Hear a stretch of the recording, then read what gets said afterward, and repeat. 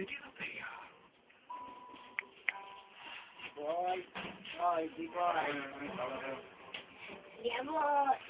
Father, maraming po salamat sa inyo lahat sa panalangin ninyo.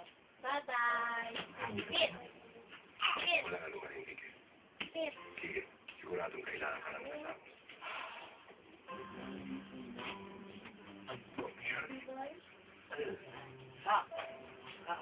Yung sila yung iwan ka na. Kaya wala po na magulat po kayo.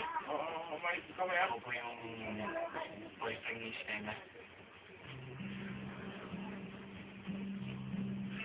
Alam ko, nabanggit na sa akin yung mali. Mapapaalam po sana ako sa inyo. Kung pwede mo, dadalaw po sana ako sa ospital. Walang problema sa akin. Saan ka tingnan?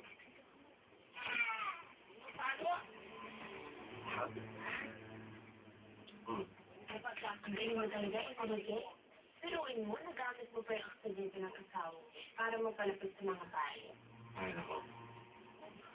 Hindi sila dapat drama ko. Dati, di klase sa pagsalit. Siguro may karapatan tayo ang magtula.